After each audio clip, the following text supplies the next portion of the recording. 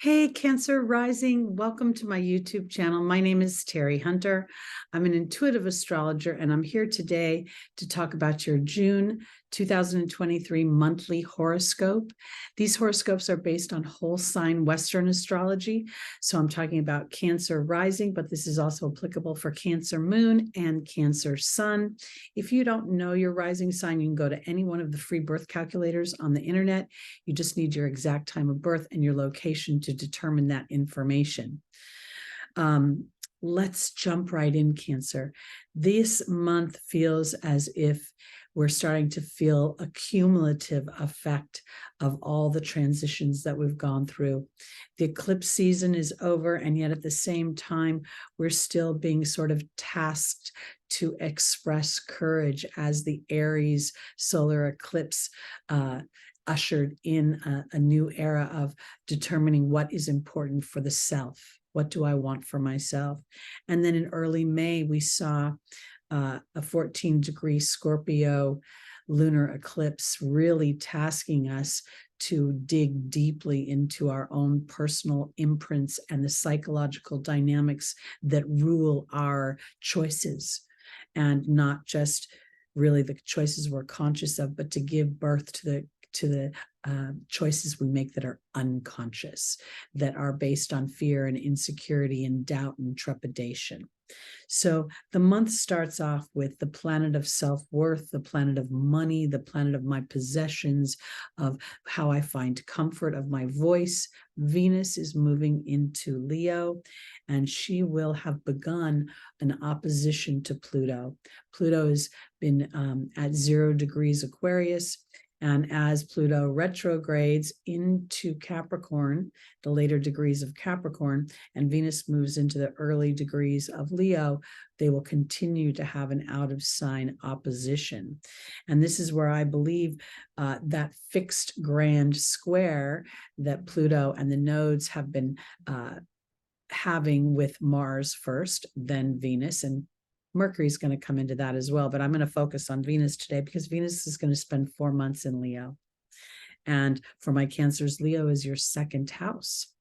And that is the house that Venus naturally rules, the house of Taurus. It's also the house of my self-worth and the house of money. So here we're seeing this opposition between these two planets, Venus and Pluto.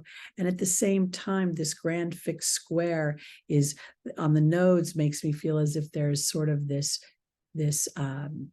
karmic choice coming up. And it's really requiring me at a very deep level to get brave. The Pluto is going to move into your 7th house. And as I said, Venus is in your 2nd house. So this could be very much about how you find value within your partnership. Pluto moving into the last few degrees of Capricorn is going to re-examine your contractual relationships, how you provide peace and harmony and a sense of balance within your own life and within your interactions with others. And then again, Venus being in your 2nd house is really giving an opportunity to look at how where potentially your trepidation and your insecurities have thwarted your ability to allow yourself to birth a bigger version of yourself, the part of yourself that's in the Pisces energy, that's sort of hidden in your bedroom or where people don't see you. Because as Venus moves through the sign of Leo, she'll go all the way to 28 degrees before she moves backwards to the 12th degree. And that felt very pivotal to me because the 28th degree is the Cancer degree. That's your degree. And it is the degree that is requiring or calling forth a sense of mastery. And when I say mastery, it's of being able to look at a situation from a perception that does not judge or shame or feel guilt, but takes that piece of information. And if that information is in balance, then it affords balance. I think this is very, very important because we also have Jupiter conjunct the North Node. So there'll be an opportunity to rewrite your belief system and to, in many ways, write it so that it affords for the roller coaster ride, up and down, the trepidation, the wobble.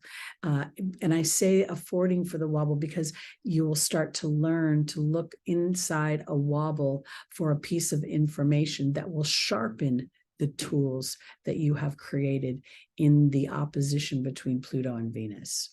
I think this is very powerful because on the 11th of the month, as Pluto retrogrades at 29 degrees Capricorn, it's going to be making a sextile to Neptune. And this is going to go on for months and months and months. But at this point, Neptune is stationing, and then it's going to go retrograde on June 30th. So this is very powerful because when a planet stations, it anchors in. So here with Pluto going back to the 29th degree of Capricorn, that Leo degree of my self-expression, the conception of my own personal joy and pleasure, making this favorable aspect to Neptune at 27 degrees. This could be a very creative time. This could be a time where through the epiphanies and what I'm going to talk about Saturn bringing into the mix is giving you an opportunity to create sustainable structures within your, I want to say within your second house dynamic. Because I think as you stretch yourself into that Leo energy and you have the courage to allow for that voice, for that expression, for that desire, for that pleasure, and you're putting things in balance for yourself, those that you love will inadvertently feel a little bit of pressure coming off of their end of the relationship because they're going to watch you become more self-sustained and happy within that dynamic. So I think that's super powerful. We have, and what I think is the most powerful energy going on this month is Saturn in your 9th house. And as I said, Neptune's in your 9th house. The 9th house by nature rules diversity, rules diverse cultures, foreign travel, foreign ideas, higher education, meaning really like specialty PhDs, masters, all those levels of, of education. And it also rules the connection to the divine, meaning the actual messaging connection. And I think that's nurtured in the house of Pisces when we spend time alone. So here now we have your 9th house being Pisces. So there could be an opportunity for you to spend a little time taking care of you by allowing yourself to nurture your connection to that which you, because some of us call it God, some people call it source energy, some people call it spirit. I don't want to name it because I think it really has no name, but I do believe there's a divine energy that runs this universe.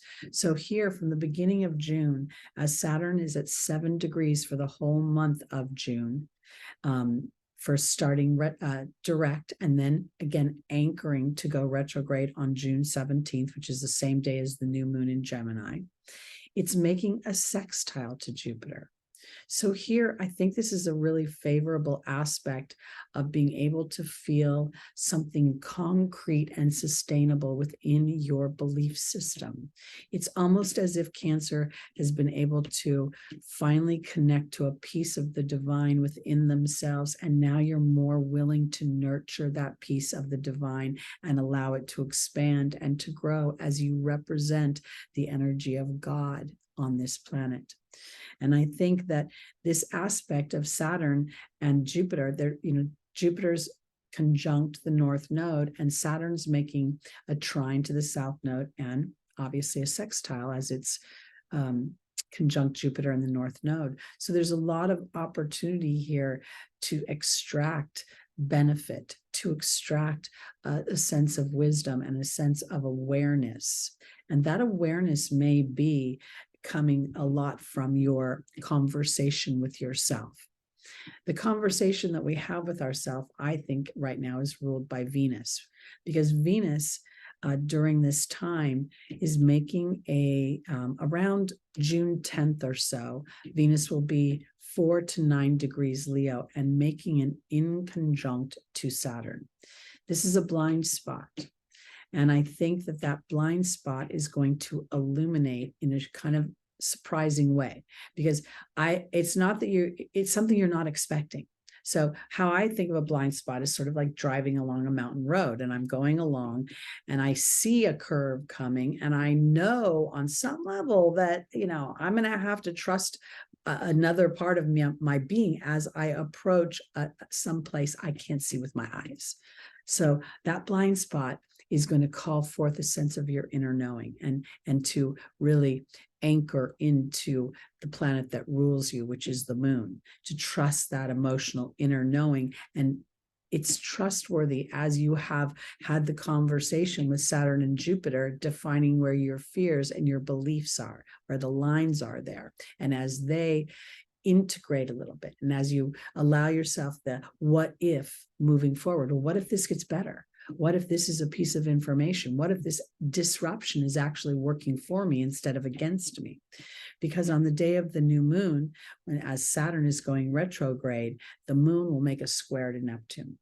And for me, a square is always a tense conversation between two sides of myself that create the box that I live in.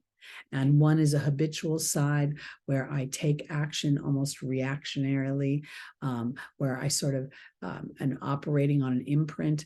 And then the other side is where I have a little bit more awareness of who I want to be and how I want to show up, but it's not natural to me yet. So I have to really suffer sort of through this sort of push-pull of two sides of myself. And the Pisces by nature is a dual sign, a mutable sign, the two fish coming together. So I think what Saturn is really offering throughout this whole month is an awareness of what is sustainable, an awareness of where my own verbiage of I have to, I need to, I'm expected to, I'm obligated to, I should, has been tripping up all of the house of your enjoyment and your pleasure. And when you start to recognize that if I shift those shoulds and have tos to get tos and want tos, then I start to make more money, more bounty. I start to feel more thriving and expansion in the houses of my interactions with others, primarily my seventh house, Pluto in Capricorn. I don't think Pluto is really playing to the death part as much as it's playing to the phoenix rising from the ashes here. And I think that by nature, Pluto is complementary to Cancer because of the water element. And as we look at Pluto representing what we think are the toxic dynamics, there's a lot of things that we consider toxic that then transform into nutrients that make our garden grow. So I think this is super powerful. I think this is, again, an energies that are accumulating. They are growing in our awareness as we enter the Aquarian age. Now, I'm not necessarily thinking of the Aquarian age as an era in time, man-constructed time. I think of the Aquarius age as an awareness and an elevated way of thinking that starts to promote the idea that my thoughts are manifesting. And now my awareness of my thoughts, I'm plugging into the divine laws of the universe. And as I plug into the divine laws of the universe, I find that many of the mundane experiences that are offered to humans don't affect me in the same challenging way as they used to. I'm finding some sort of insulation between that which is out there and that which I am calling forth. So I think this is a super powerful time.